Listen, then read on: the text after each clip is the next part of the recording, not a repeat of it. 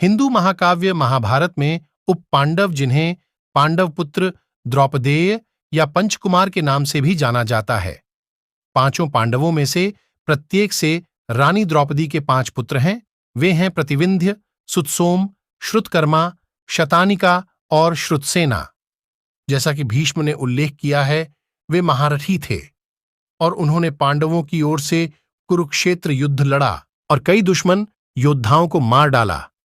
वे अपने पिता के समान ही थे, लेकिन इसके अलावा भाइयों के बारे में महाभारत में बहुत कुछ नहीं कहा गया है।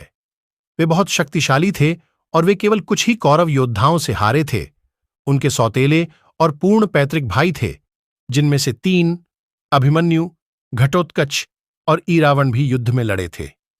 ये सभी 8 भाई युद्ध में मारे गए। अभिमन्यु के साथ उपपांडवों ने भी राक्षस राजा अलम्बुश से युद्ध किया।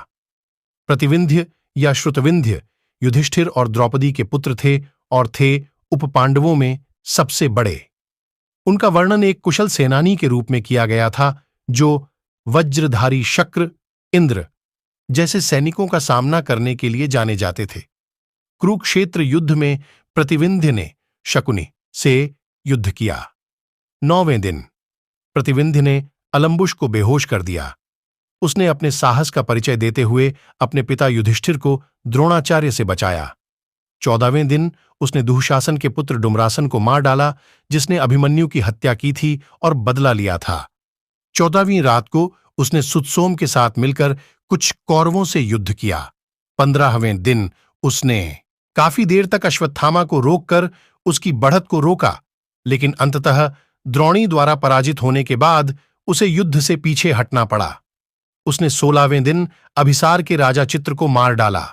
सुतसोम भीम का पुत्र था, जो उपपांडवों में से दूसरे थे। उन्होंने युद्ध में सैनिकों की कमान भी संभाली। वह गदा और तीरंदाजी में निपुण थे। युद्ध के पहले दिन उन्होंने कौरव राजकुमार विकर्ण शकुनी कोल गभग मारकर युद्ध में प्रमुख भूमिका निभाई। 12वें दिन सुतसोम ने शक्तिशाली कौरव विविस्मति को द्रोणाचार्य की। उन्होंने अपने सौतेले भाई प्रतिविंध्य के साथ 14वीं रात को कुछ कौरवों से युद्ध भी किया। उन्होंने 15वें दिन दुशासन को रोकने में युधिष्ठिर और अन्य उपपांडवों के साथ एक प्रमुख भूमिका निभाई। शतानिका नकुल और द्रौपदी का पुत्र था। वह उपपांडवों में तीसरे थे। उनका नाम कुरुवंश के एक प्रसिद्ध राजर्षि के नाम पर रखा गया था, जिन्हें विश्वदेव का अवतार माना जाता था।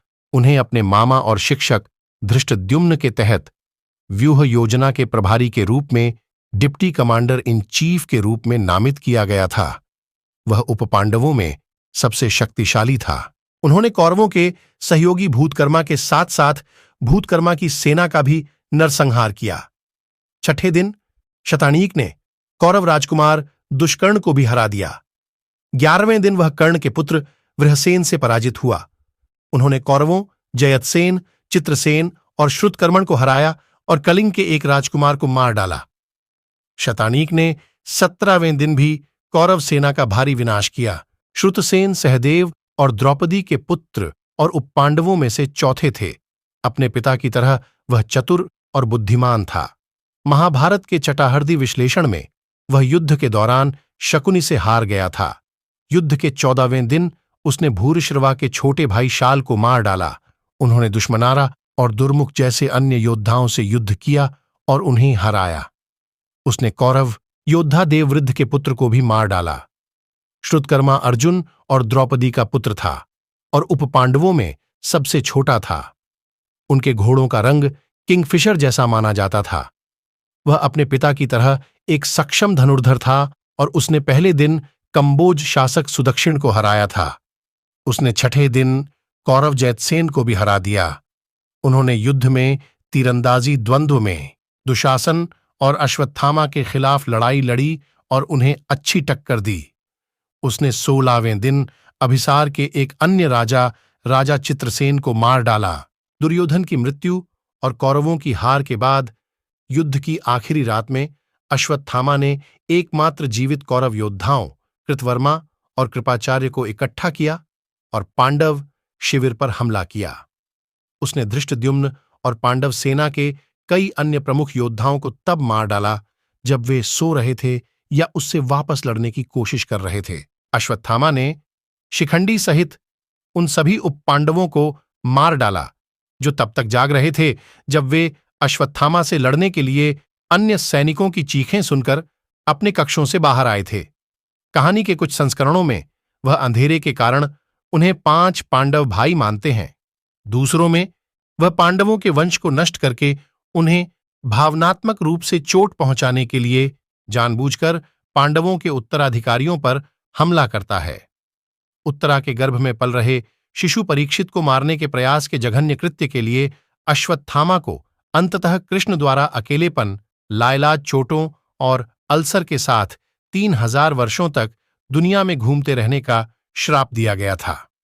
महाभारत के जातक कथाओं के संस्करण में परीक्षित के गुरुओं में सुतसोम भी शामिल थे। कम से कम प्रतिविंध्य, श्रुतकर्मा और शतानिक, जिन्हें सौप्तिक पर्व में भी घायल के रूप में दिखाया गया है, मृत के रूप में नहीं, जातकों में निश्चित रूप से लंबे समय तक जीवित रहते हैं।